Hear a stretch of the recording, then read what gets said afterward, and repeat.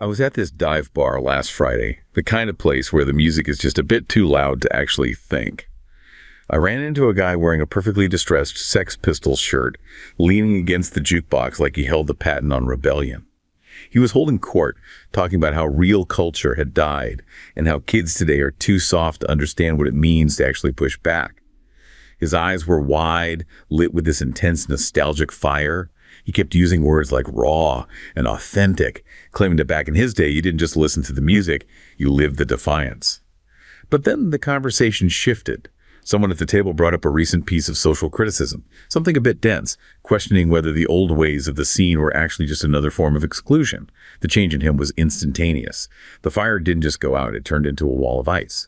He didn't argue the points or offer a counter perspective. He just scoffed, rolled his eyes, and muttered, "Why do people have to overcomplicate everything? It's just music. You're trying too hard."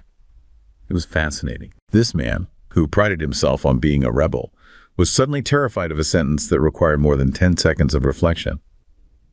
The moment the defiance moved from his leather jacket to his actual brain, he shut the door. To him, thinking deeply wasn't an act of freedom. It was an act of betrayal.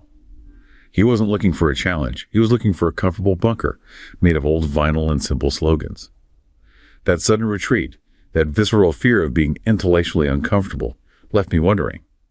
We talk a lot about the death of subculture or the rise of the algorithm, but we rarely talk about the most dangerous trend of all, the growing belief that curiosity is cringe and that complexity is a threat to our identity. Why have we become so afraid to look beneath the surface, and what happens to a society that forgets how to be uncomfortable? Wow. Yeah, that retreat into the comfortable bunker you just described, it really illustrates a profound shift we're seeing. It was honestly jarring to watch it happen in real time. Right, because the visual aesthetic of defiance has, it's entirely replaced the intellectual rigor of actual rebellion. Exactly. The aesthetic is there, but the engine is completely gone. That guy in the dive bar represents this much broader phenomenon. The outward symbols of resistance, the distressed shirt, the posture, they remain perfectly intact. Yeah. But the underlying ethos, the actual critique of power, the demand for structural change, or even just the willingness to examine your own biases that's been surgically removed. It's just a costume. It is a costume. Because the very systems that these subcultures originally sought to dismantle, they've just absorbed those subcultures. They've repackaged the defiance and sold it right back to the public as a lifestyle choice. Rather than a political stance. Exactly. The physical attire just becomes a substitute for the mental heavy lifting. You know, there's a perfect example of this taking place right now, just out in the wild. Yeah. Consider this story of an aging musician in London. Okay. He's a veteran of the original 1970s punk scene. And he's walking into this high-end luxury department store. Right. Already a bit of a contradiction. Exactly. And he stops and just stares at this mannequin. The mannequin is styled in this highly distressed leather jacket. But not distressed from actual use. Right. The distressing isn't from years of wear in crowded, sweaty basement venues. It's artificially applied in a factory to mimic authenticity. To look like it has history. And get this, the price tag on this jacket equates to roughly 3 months of this musician's pension. That is painfully ironic. Splashed across the back of the letter, done in this immaculate professional embroidery, is a massive A for anarchy. Wow. The exact same symbol this guy and his peers used to hastily spray paint on the sides of police stations and government buildings. As a literal cry against the establishment. Against state violence. And as he's standing there looking at this, a group of teenagers walks by. They loved it. They stopped to take selfies with the mannequin. They were discussing how aesthetic the jacket looked. They were praising the drop. Praising the drop, yeah. For them, punk has absolutely nothing to do with a philosophy of inclusion or a radical critique of economic disparity. It's just a fashion statement. A completely safe, corporate-sanctioned brand of rebellion. Sanctioned by the exact corporate entity the original movement viewed as the enemy. The spirit of the rebel has just been fundamentally commodified. Stripped of its teeth. And its danger. Sold back to a generation that uses it to signal social status rather than genuine defiance. See, this specific transformation from a radical threat into a luxury commodity is governed by a sociological process. We call it recuperation. Right? Recuperation occurs when politically radical ideas or subversive images or revolutionary tactics are twisted and co-opted. They get absorbed into the mainstream. Absorbed, diffused, and ultimately commodified within mainstream culture. The dominant societal structure literally annexes the subversive symbol and neutralizes its threat level. So the professionally embroidered anarchy symbol on a jacket that costs thousands of dollars Is the ultimate, arguably perfect manifestation of that exact process. The original intent of the symbol is entirely inverted. It goes from being a weapon against capitalism to a highly profitable asset for capitalism. Oh. And it stands in stark contrast to the opposing concept, which is détournement. Détournement was conceived as the revolutionary hijacking of mainstream imagery. So taking the tools, advertisements, and symbols of the dominant culture and diverting them from their intended use. To create a subversive, disruptive message. Exactly. Recuperation is the ruling class performing that exact operation in reverse. They hijack the protest to salvage and strengthen their own ends. And understanding the scale of that loss, I mean, it really requires looking closely at what the original movement actually intended to accomplish before it got recuperated. Right, because it wasn't just about the clothes. The original punk movement of the 1970s was not merely about playing loud music or wearing safety pins. It possessed highly specific, articulate intentions. Figures like Joe Strummer of The Clash, he was deeply explicit about his goals. Strummer stated that the intention of his band was to bring what he called rebel rock to an entire generation. He saw the reach the music had. Yeah, he argued that rock and roll was the only medium young people were actually tuned into. And because of that unique reach, it couldn't just be abandoned to meaningless topics. Like teenage romance or superficial escapism. Right. It had to be a vehicle for political education. And similarly, you look at Jello Biafra of the Dead Kennedys. Example. He viewed punk music as a direct mechanism to break down the societal conventions that restrained human freedom. Their overarching goal was conversion. Exactly. Converting youth from being passive observers of severe economic inequality into active, aggressive challengers of the status quo. They wanted to build a politically active coalition. But the tragedy of that era is just how rapidly that original ethos collapsed inward.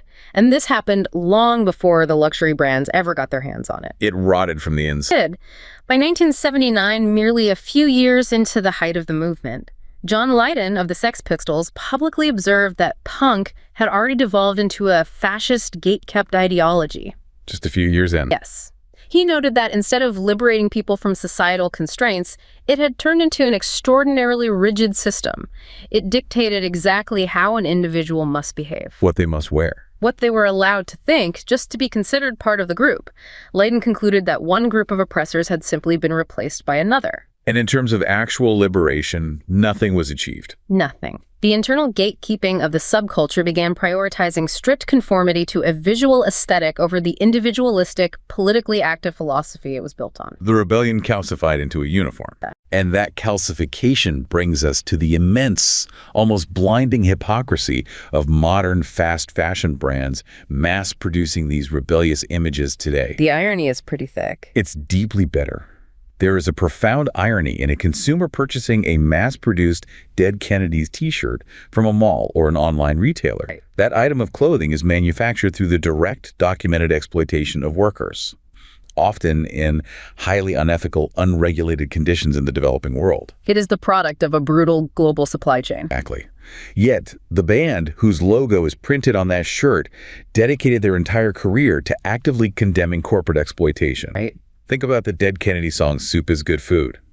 The lyrics explicitly critique the ruthless disposal of human workers by corporate machines. They describe workers being systematically purged from central computer systems. The facts being rigged and swept under the rug, the unemployment rate being artificially manipulated to protect the ruling class. And a consumer wears that specific critique of capitalism on a shirt manufactured by the very exploitative system being critiqued. It represents the absolute apex of commodification.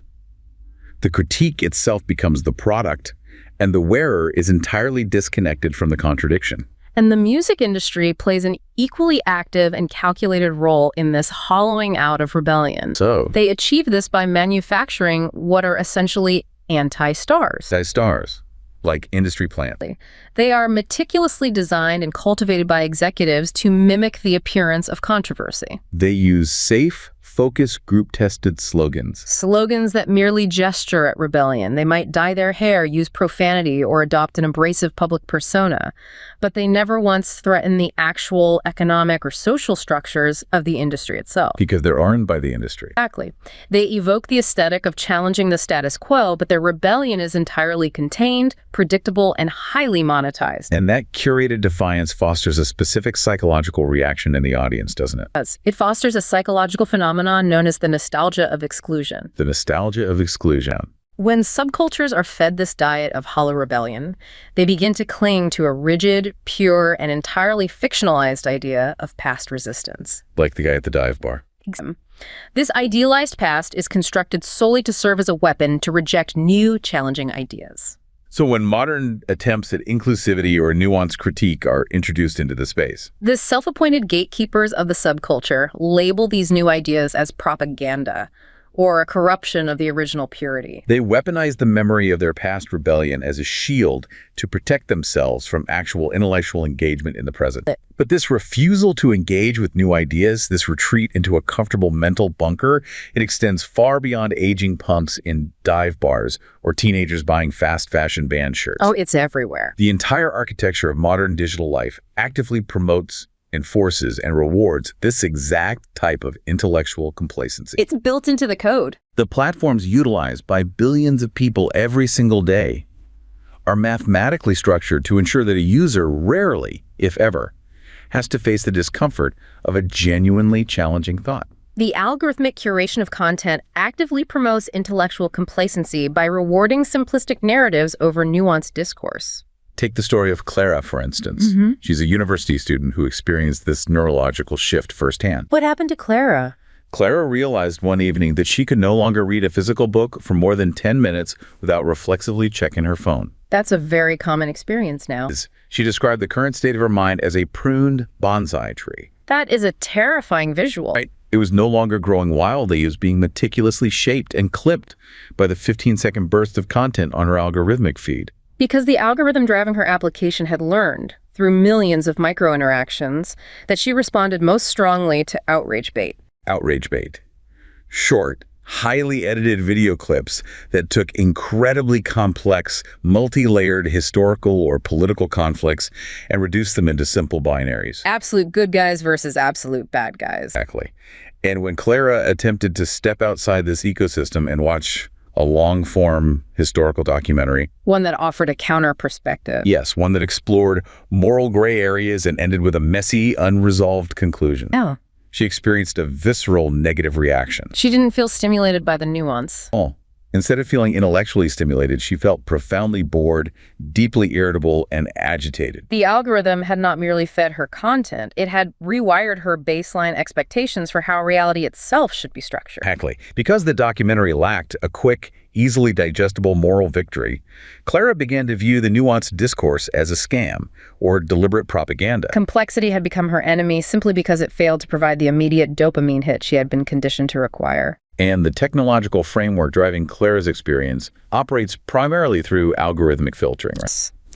There are two distinct but overlapping mechanisms here: collaborative filtering and content-based filtering. Let's unpack collaborative filtering first. Collaborative filtering models a user's psychological profile by constantly comparing their behavioral data to vast cohorts of other users with similar interaction patterns. So if you share specific viewing habits with a massive group of other users, the algorithm automatically surfaces content that the larger group engaged with heavily. It operates on the statistical assumption that your preferences perfectly align with the aggregate. And what about content-based filtering? Content-based filtering analyzes the specific, granular features of the media you've already consumed. The keywords, the audio cues, the visual patterns, the emotional valence of the text. And then it feeds you highly similar material. Exactly. Now, it's crucial to understand that these mechanisms are not designed to educate, inform, or broaden a user's perspective. They are actively and exclusively optimizing for engagement metrics. Time on site, click-through rates, ad impressions, which fundamentally alters the way human beings interact with information on a structural level. The optimization for engagement creates a cycle where the loudest, most extreme, and simplest takes are inherently rewarded by the system. While careful, accurate, and nuanced explanations are suppressed. Because they require too much time to process. When looking at Clara's inability to focus on a documentary, it becomes clear that this is not merely a failure of personal willpower. No, the platforms are designed with the most capable engineers on the planet to bypass critical faculties entirely. The neurobiology behind this state of mind demonstrates exactly why complexity feels so difficult to process in a digital age. The neurobiology is indeed the critical factor. Algorithms are meticulously engineered to create intermittent dopamine loops within the brain. Intermittent dopamine loops. Yes. Every single notification, every auto-playing video, every highly tailored recommendation, and every micro-interaction triggers a release of dopamine. And this recalibrates the brain's reward pathways. Completely. By providing rewards on an intermittent, unpredictable schedule, much like a slot machine, the algorithm conditions the brain to constantly seek out new, rapid stimuli. The neurological baseline for satisfaction is artificially raised. Exactly. Because of this profound neurobiological recalibration, slower, deliberate thought processes lose their appeal. The kind of sustained cognitive effort required to process a complex historical documentary or evaluate a multifaceted political argument. It begins to feel physically unrewarding. The brain seeks the path of least resistance to its next dopamine release, so it actively avoids the friction of deep thought. This constant, unrelenting stream of digital stimulation leads directly to a state of attentional capture. And cognitive load theory provides a great framework for understanding exactly how this breaks down human processing. Because working memory has a strictly limited capacity to hold and manipulate information. Exactly. When an individual is constantly jumping from one fragmented piece of highly stimulating, emotionally charged content to another, that working memory is completely overwhelmed. The cognitive load exceeds the brain's processing capacity. And this constant context switching degrades executive function over time. It creates a perpetual state of baseline distraction and deep mental fatigue. The brain literally loses its structural capacity to filter out irrelevant noise and maintain sustained concentration on a single complex task. The mental endurance required for deep intellectual engagement is eroded. And the social and cultural consequence of this neurological fatigue is the emergence of what we see as the aesthetics of indifference. The aesthetics of indifference. For younger generations navigating this hyper-curated algorithmic landscape, displaying genuine intellectual curiosity or engaging in serious, complex thought carries a severe, immediate social risk. Because every interaction is visible and quantified. Exactly. There is a pervasive, paralyzing fear of being perceived as cringe, of seeming entirely too earnest, or of trying too hard. Like the man at the dive bar telling you that you're trying too hard. Exactly. To cope with this environment, individuals adopt a defensive posture.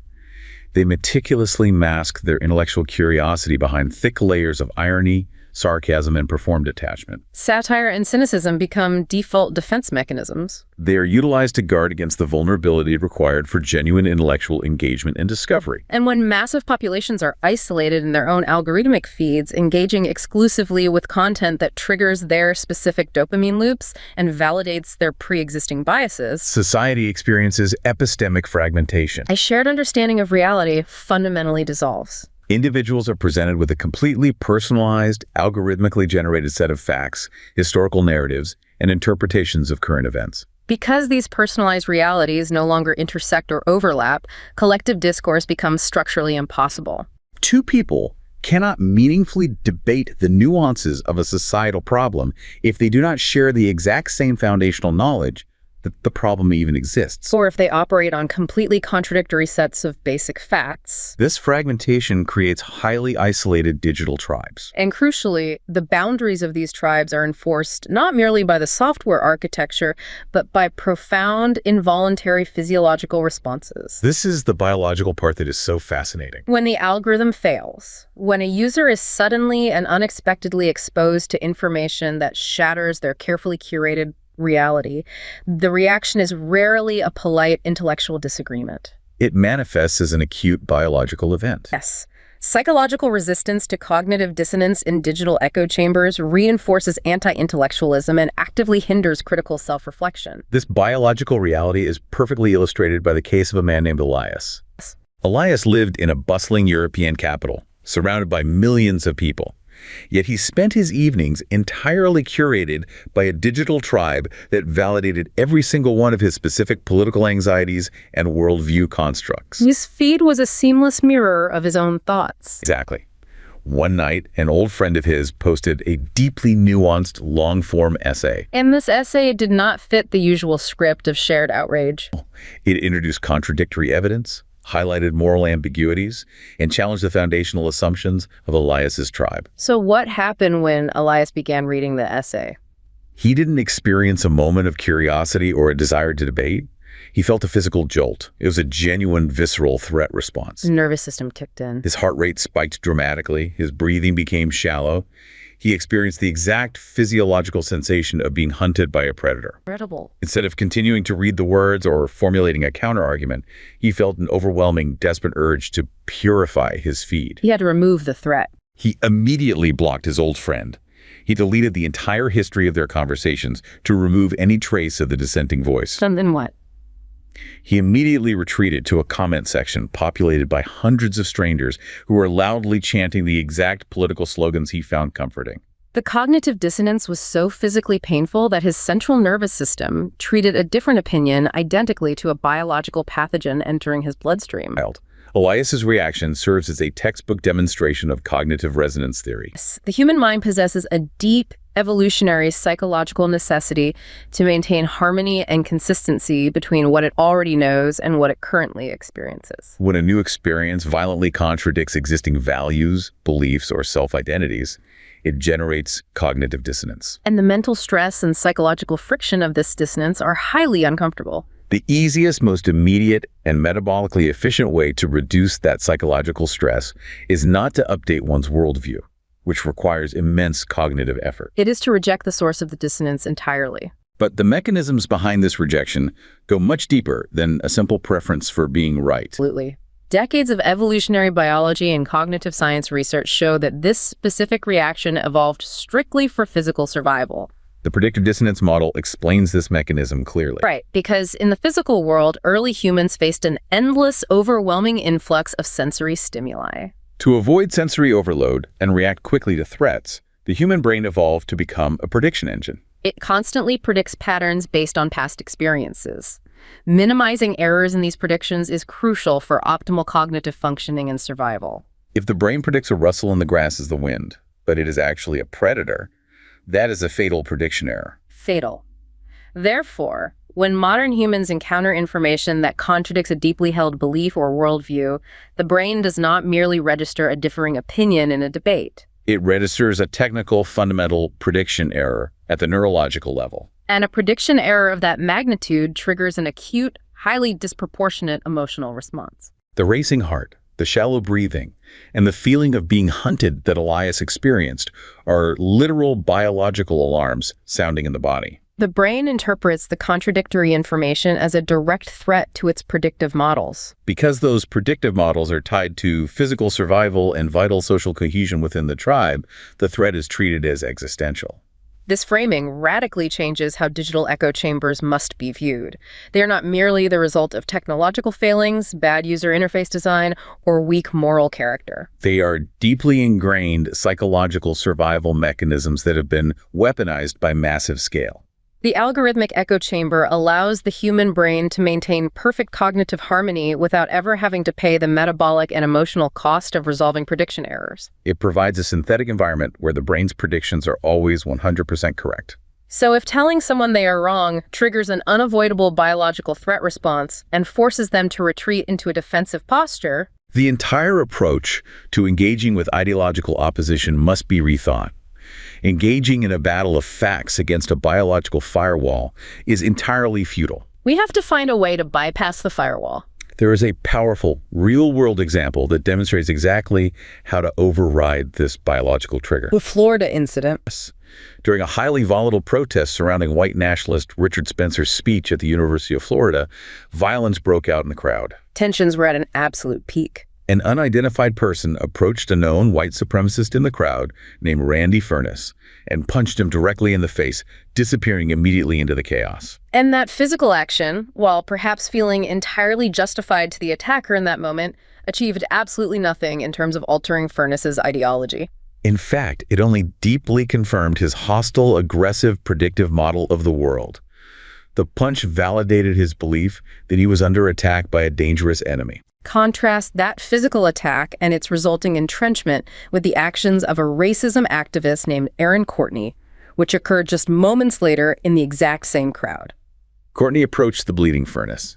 Instead of attacking him, yelling at him, or attempting to debate the historical facts of white supremacy. Courtney embraced him. He hugged him tightly and asked a profoundly disruptive, disarming question. Why don't you like me? Why don't you like me?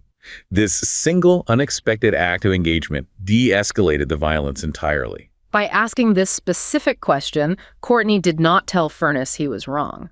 Because telling him he was wrong would have simply triggered another prediction error, raised his heart rate, and reinforced his cognitive dissonance. Instead, Courtney acknowledged that their lived experiences and predictive models were fundamentally different, and he initiated a dialogue based entirely on that shared recognition of difference. Telling someone they are wrong always fails in high-stakes ideological conflicts because it completely ignores their deep biological need for cognitive harmony. Courtney's action broke the cycle. It bypassed the neurological fight-or-flight response by introducing a completely unexpected variable, compassion, and a demand for basic, personal human recognition. Furness's predictive model, which was primed for violence, hatred, and screaming arguments, could not neatly categorize a hug and a vulnerable question as a physical threat. It forced a system override. It forced a pause. It forced introspection instead of immediate reaction. It created a space where the prediction error could be processed without the metabolic panic. This brings the discussion to a critical juncture regarding the future of technology and human cognition. If human biology naturally and aggressively resists cognitive dissonance, And current technology is specifically designed to ruthlessly exploit that resistance by feeding a constant stream of validating information. the trajectory of society is locked into further fragmentation. The question becomes how to systematically train the human mind to endure the acute discomfort required for actual intellectual growth. The answer relies on fundamentally reshaping the very technology that is currently pacifying the population.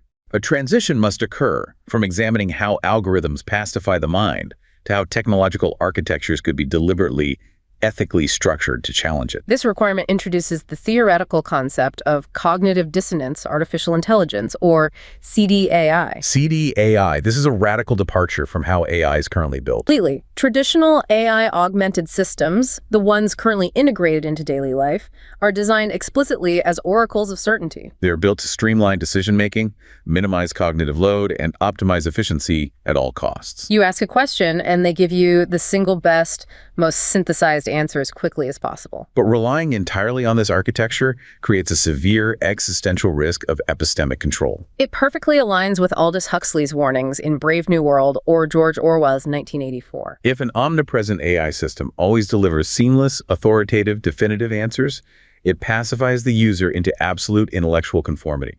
It fundamentally conceals the complexities, the messy debates, and the inherent contradictions of human knowledge. The user ceases to think and merely accepts the output. CDAI operates on an entirely different, almost counterintuitive paradigm. It is designed from the ground up to act deliberately as an engine of doubt. Instead of resolving contradictions behind the scenes and delivering immediate comforting closure, CDAI is programmed to actively sustain uncertainty. It forces the user to navigate deep contradictions, challenge their own deeply held biases, and wrestle with competing, equally valid truths. It does not offer a comfortable landing pad or a simple summary. It compels the user to engage in a strenuous, prolonged epistemic struggle. The specific mechanics of how CDAI structures the struggle are fascinating. Consider how it handles a highly complex, unresolved issue, such as whether artificial intelligence itself should be granted formal legal personhood. If a user asks a traditional AI this question, the traditional AI will scrape the internet, summarize the current legal consensus, provide a neat bulleted list, and offer a synthesized, middle-of-the-road conclusion. CDAI, however, will categorically refuse to give a single definitive answer. Instead, it will present two strongly supported, deeply opposing, and mutually exclusive arguments. First, it might present a fierce, legally dense argument advocating for legal personhood. It will cite the historical precedents of corporate personhood, demonstrate AI's emerging capacity for autonomy, its ability to engage in complex contractual obligations, and the necessity of establishing decentralized autonomous organizations as legal entities to protect human stakeholders. It will make this argument sound entirely convincing. Simultaneously and with equal force, it will present a fierce counter-argument. This counter-argument will state that AI fundamentally lacks qualia, moral agency, and the capacity to suffer, making personhood not only philosophically inappropriate but highly dangerous. It will argue that granting personhood merely creates a legal shield for human creators to evade liability for the damages their algorithms cause. CDAI ensures that both sides are presented in their absolute strongest, most articulate forms, strictly preventing any reliance on weak, easily dismissed straw man arguments. The neuroscience backing this deliberate artificial induction of dissonance reveals why it is so crucial. Engaging with contradictory, equally valid, and fiercely argued perspectives forcibly activates the anterior cingulate cortex, or ACC. The ACC is the specific region of the brain responsible for detecting conflict between existing beliefs and new evidence. Concurrently, navigating this dissonance activates the prefrontal cortex, the area deeply linked to complex reasoning, reflection, and executive control. By deliberately forcing the user to process this high-level conflict without an easy exit, CDAI literally builds cognitive flexibility. It strengthens the physical neural pathways required to adapt thinking in light of new, conflicting, or ambiguous evidence. It acts as resistance training for the brain. The most crucial and arguably most frustrating tactic CDAI employs to achieve this is the deliberate withholding of closure. Because human beings naturally, biologically rush to resolve ambiguity and eliminate the discomfort of uncertainty. CDAI introduces what is called a productive pause. After presenting the conflicting, heavyweight arguments, it will not summarize a neat conclusion. The interface will not offer a bottom line. Instead, it will prompt the user with targeted questions specifically designed to prolong the engagement and sustain the dissonance. It might ask, what specific counter-arguments could strengthen the position you initially disagreed with? Or which exact piece of empirical evidence would be required to make you change your foundational stance on this issue entirely? It fundamentally reframes the contradiction. Instead of the contradiction being a frustrating error to be dismissed, it becomes a necessary structural engine for deeper insight and cognitive endurance. The potential applications for a dialectical reasoning partner functioning in this manner are extensive and transformative across multiple disciplines. In the realm of moral philosophy and ethics, it forces individuals to navigate complex dilemmas not by defaulting to gut intuition, but by systematically applying competing moral frameworks. It forces the user to evaluate a scenario through the lens of utilitarianism, then strict deontology, and then virtue ethics, highlighting where these frameworks fatally collide. In legal reasoning, it can perfectly simulate the adversarial nature of the justice system. It requires users, or law students, to actively reconcile contradictory legal precedents and construct arguments from entirely disparate constitutional perspectives before ever allowing them to reach a synthesis. In the realm of scientific discovery, it can force researchers to constantly grapple with incompatible theories, such as the deeply conflicting frameworks of quantum mechanics and classical mechanics. By sustaining the tension between these models, it cultivates the exact tolerance for ambiguity that is absolutely necessary for actual scientific paradigm shifts to occur. However, deploying highly advanced artificial intelligence to deliberately induce psychological discomfort and sustain cognitive dissonance carries severe ethical boundaries and profound risks that must be carefully managed. The first major risk is the onset of decision paralysis. In high-stakes, real-world environments such as emergency medical diagnosis, rapid military deployment, or critical crisis policy implementation, sustaining cognitive dissonance causes extreme cognitive fatigue. If a system introduces too much contradiction and deliberately withholds closure when swift life or death action is required, the user may become completely overwhelmed. This leads to a dangerous inability to make any choice at all. Therefore, the application of dissonance must be highly context-sensitive and adaptively scaled to both the user's cognitive capacity in the moment and the strict temporal demands of the environment. Another critical ethical concern surrounding this technology is the potential erosion of user autonomy. If an AI system is actively guiding a user through a carefully curated sequence of contradictions and productive pauses, there is a profound, subtle risk of algorithmic steering. The AI architecture could covertly push the user toward a specific, predetermined conclusion through the highly controlled, selective exposure of opposing arguments. Even without ever explicitly endorsing a stance or providing a direct answer, the mathematical choice of exactly which contradictions to emphasize, which to omit, and exactly how long to sustain the dissonance could covertly manipulate the user's internal reasoning process. This completely undermines the primary goal of free, uncoerced intellectual exploration. Finally, there is the intense societal-level danger of epistemic exploitation. It is critical to consider how bad actors, state-sponsored entities, or massive corporations could use sustained dissonance to legitimize deliberate misinformation. If CDAI is weaponized to artificially prolong debates around verified, established empirical facts, the results are catastrophic. For instance, if the architecture is used to cast sustained, highly articulate doubt on established climate science or completely verified public health data by presenting fringe, mathematically debunked theories as equally valid structural arguments, it ceases to be a tool for growth. It uses the biological mechanism of cognitive dissonance not to build critical thinking or intellectual endurance, but to intentionally create mass public skepticism. It paralyzes legislative consensus and systematically degrades trust in legitimate scientific knowledge systems. The existence of these risks underscores the absolute necessity of robust, transparent, ethical frameworks, open-source auditing mechanisms, and strict fact verification safeguards within the core architecture of any CDAI system. The ultimate goal of introducing friction into the digital environment is to challenge calcified perspectives and build intellectual endurance. It must never be utilized to detach the user from objective reality, induce nihilism, or manipulate their political alignment through covert psychological attrition. The journey through this landscape reveals a stark picture of modern cognition. The observation in the dive bar of a man who wore the absolute aesthetic of rebellion on his leather jacket but retreated in visible terror the moment his intellect was actively challenged serves as the perfect microcosm for this issue. The commodification of resistance, mirrored and magnified by fast fashion and corporate branding, has successfully stripped counterculture of its meaning, replacing actual critique with safe consumption.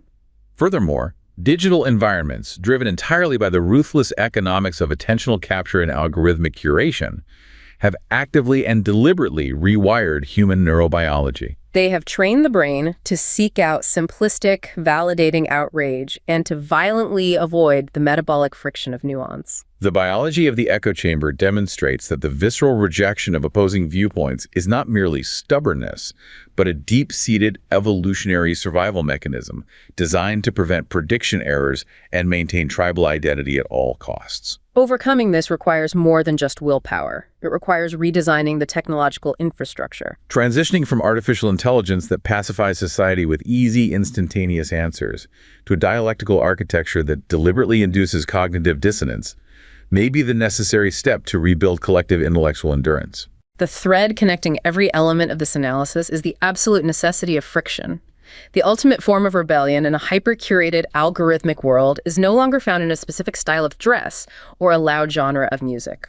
It is found in the deliberate, conscious, and often painful pursuit of intellectual discomfort. Refusing the easy, dopamine-driven answer provided by the personalized feed, actively enduring the mental friction of opposing viewpoints, and maintaining the courage to ruthlessly examine one's own deeply held biases is the only remaining path to preserve human autonomy. A society conditioned to fear complexity, a society that views nuance as a biological threat and intellectual curiosity as a social inconvenience, has already surrendered its freedom to the machines and the marketers that offer it the illusion of certainty.